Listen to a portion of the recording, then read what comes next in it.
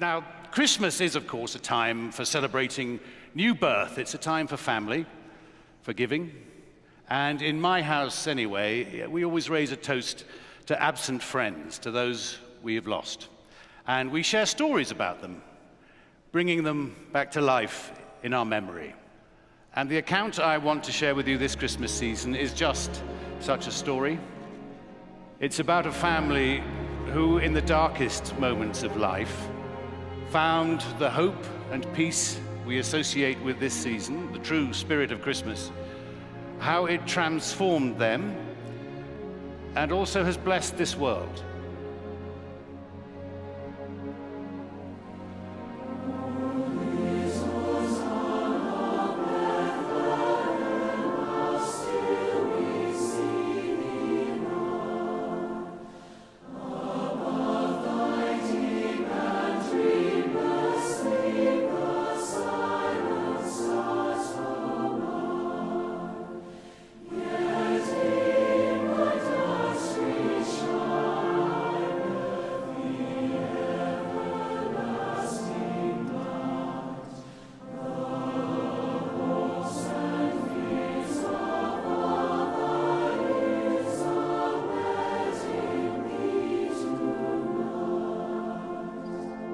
In mid-November 1873, an ocean liner, the Ville de Havre, set sail from New York bound for France, with 313 passengers on board.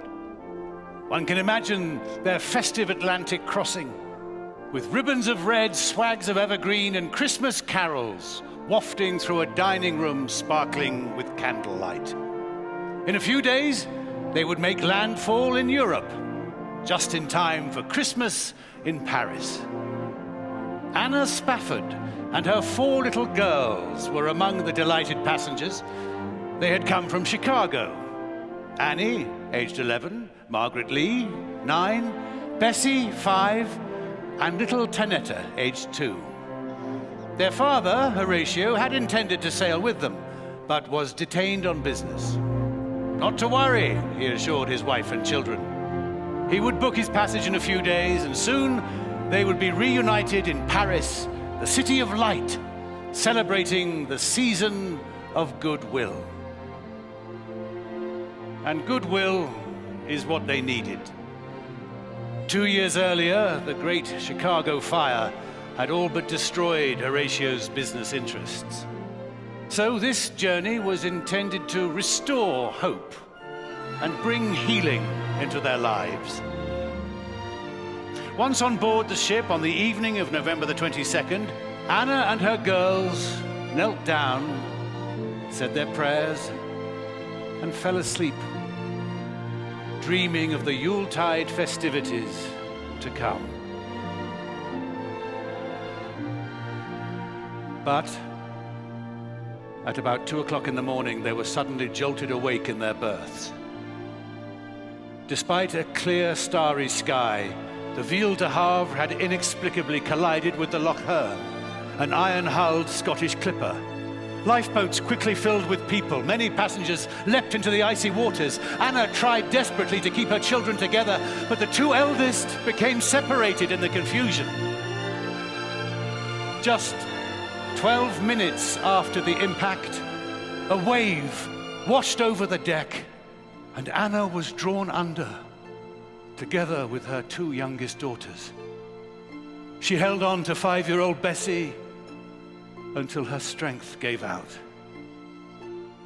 Her last memory was of 2-year-old Tanetta in her lace nightgown, torn from her grasp, getting smaller and smaller,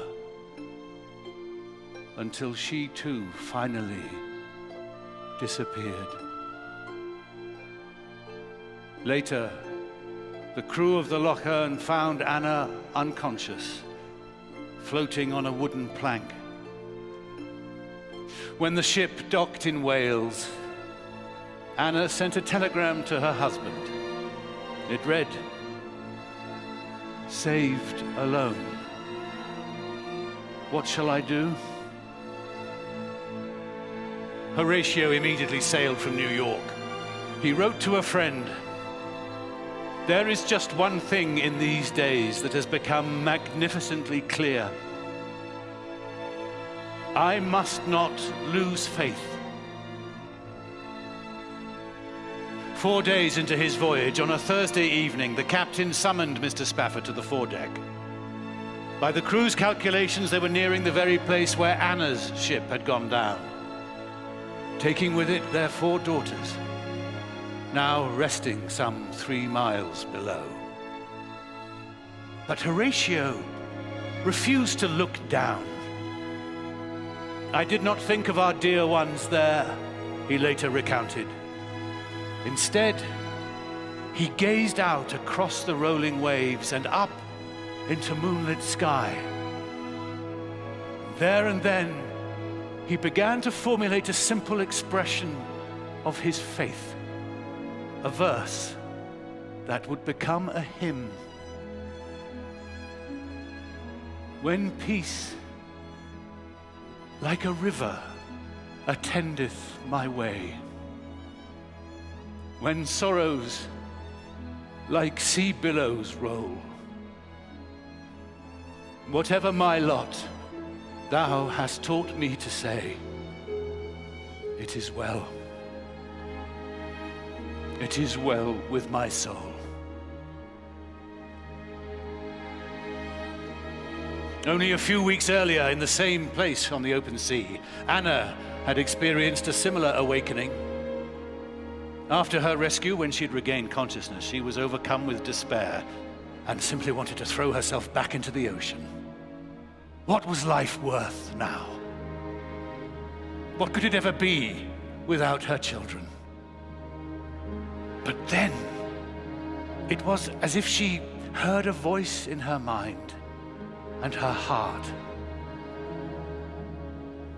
You are spared for a purpose, Anna. You have a work to do.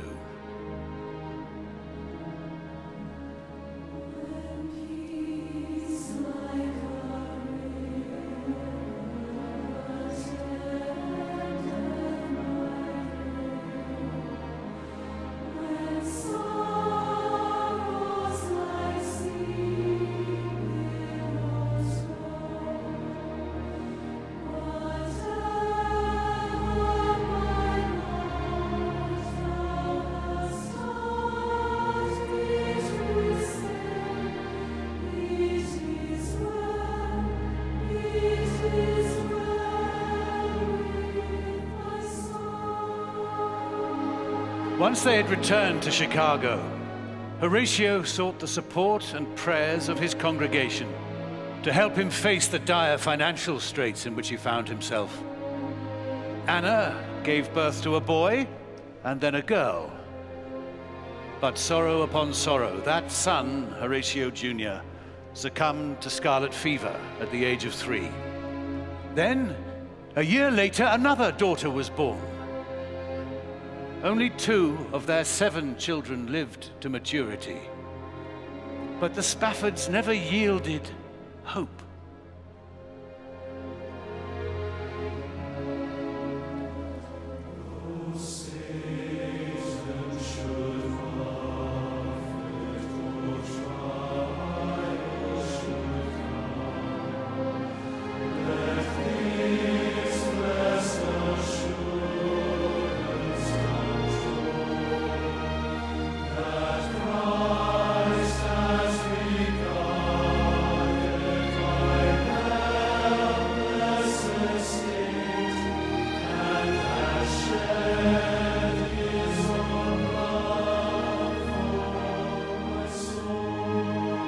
Through that harrowing Christmas season of 1873, the Spaffords became even more certain that God loves all his children, whoever they are, and whatever tribulations they may suffer. In 1881, the family moved to Jerusalem and established there an American colony not far from the little town of Bethlehem.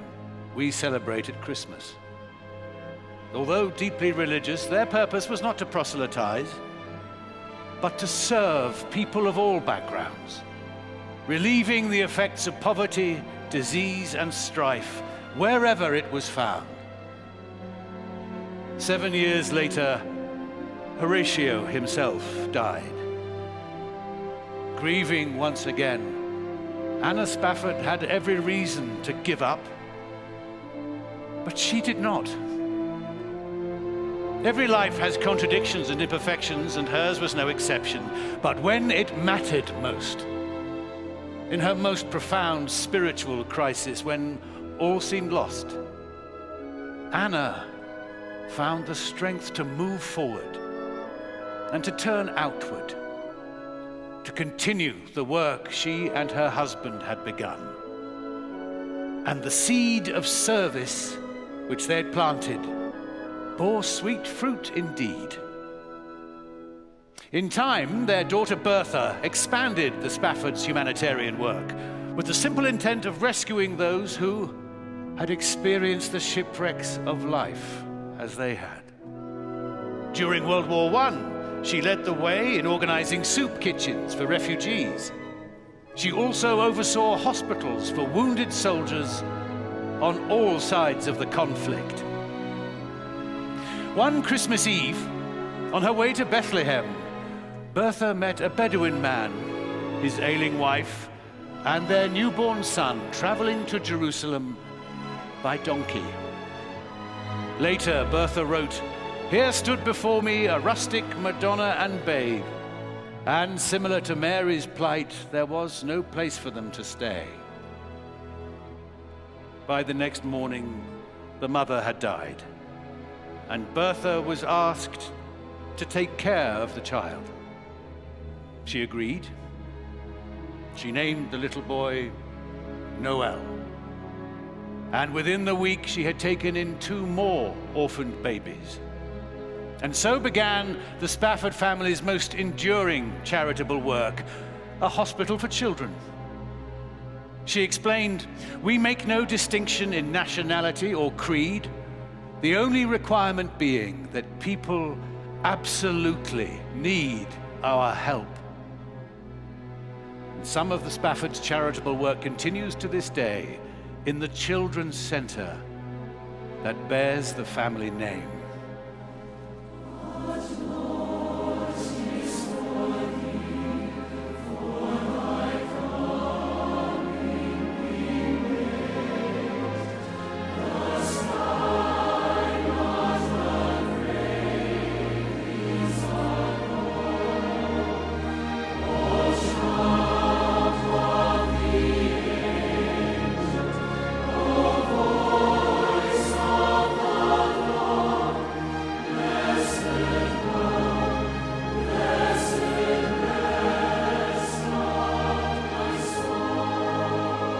For nearly 150 years, millions have sung and have been lifted by Horatio's hymn, but most have not been aware of the circumstances in which it was written. But they have been strengthened by its universal message. Horatio's words echo with the story of Christmas. A child was born in Bethlehem, bringing peace on earth and goodwill toward men.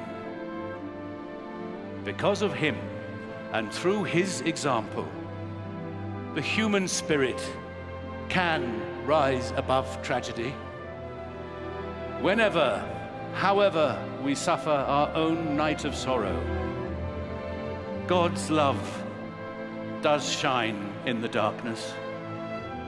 Hope can heal the wounded soul, and the Christmas work of giving, of loving, serving, and of rescuing is ours if we choose to make it so. And as we do, we join with saints and angels to rejoice and sing. It is well.